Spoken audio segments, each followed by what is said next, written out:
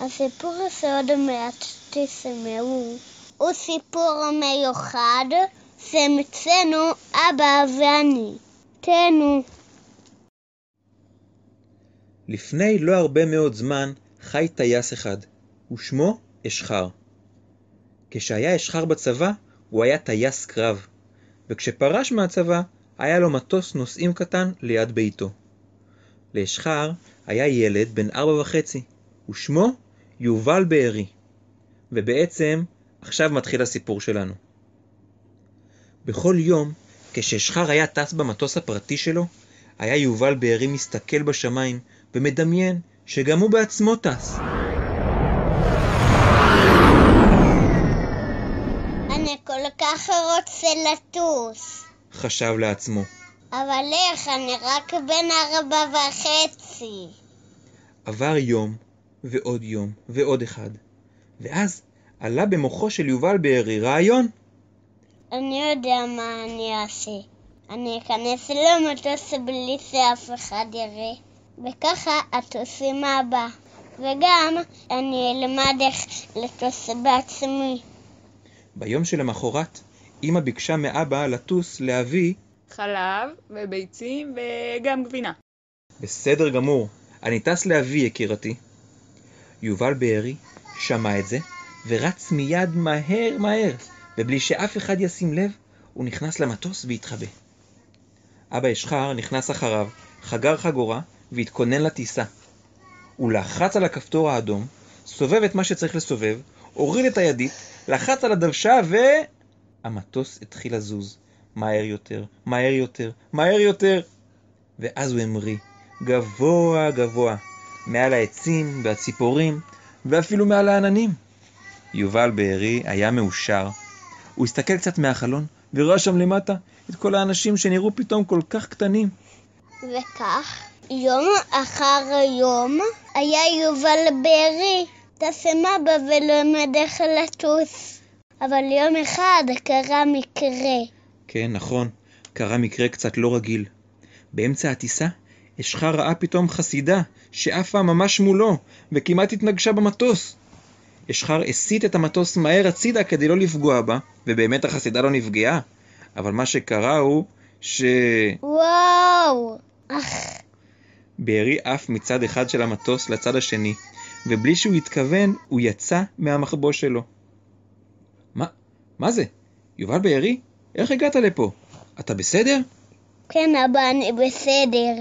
האמת שאני פה הרבה פעמים. מתחבא וטס איתך. אבא, אולי תיתן לי לטוס קצת? בבקשה. לטוס? יובל בארי? לטוס?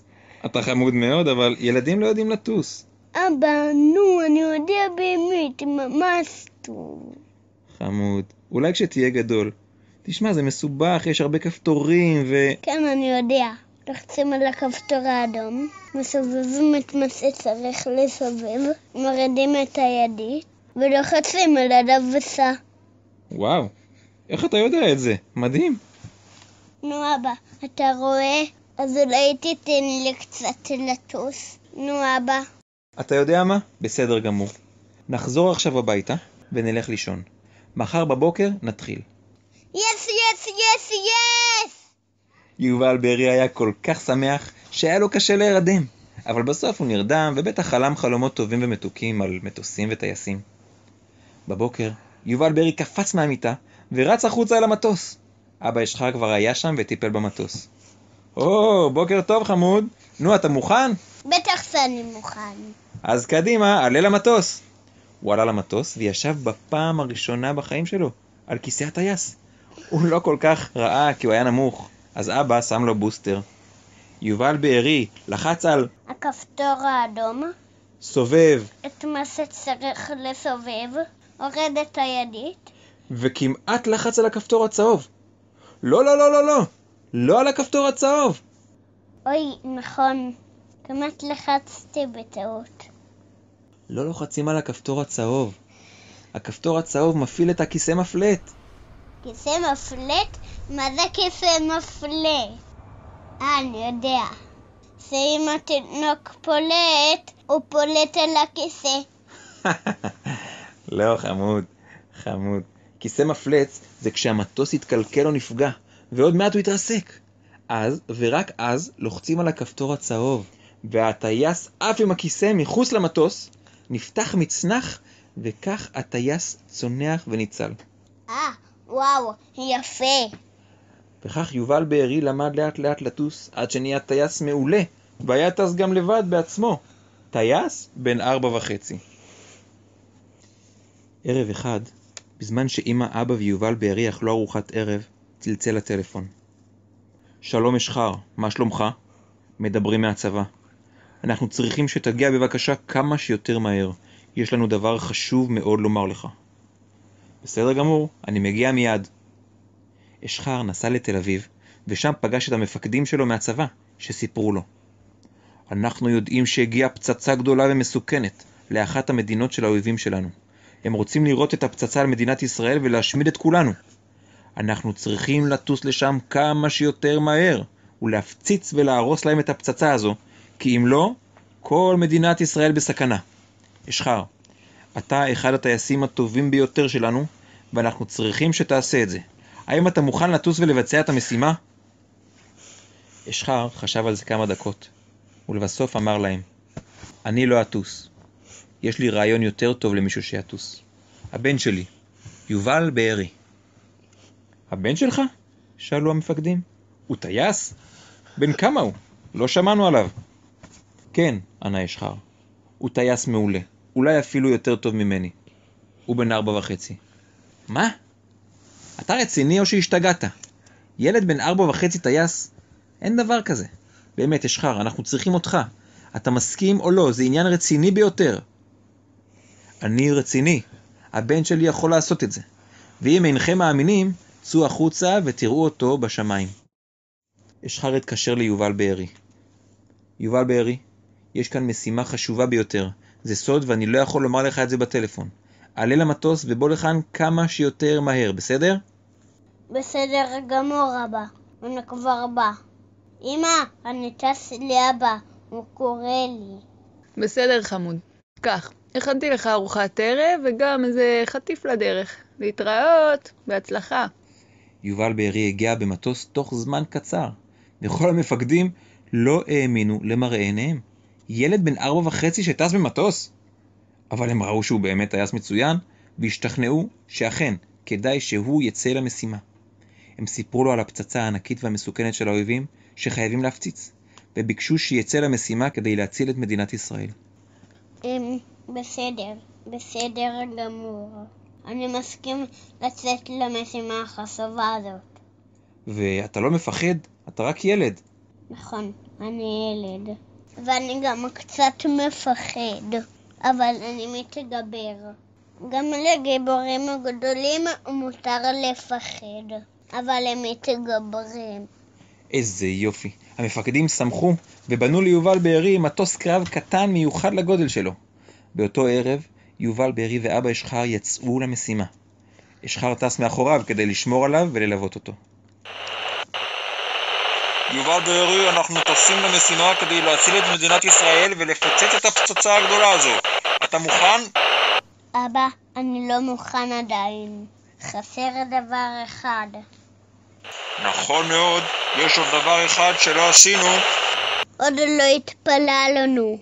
ושניהם התפללו לקדוש ברוך הוא שיעזור להם וייתן להם כוח ואומץ וחוכמה. ואז הם יצאו לדרך.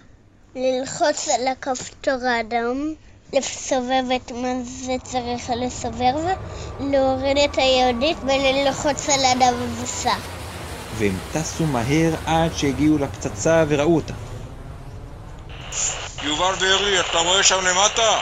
הנה הפצצה. אני רואה. קדימה, תפציץ אותה.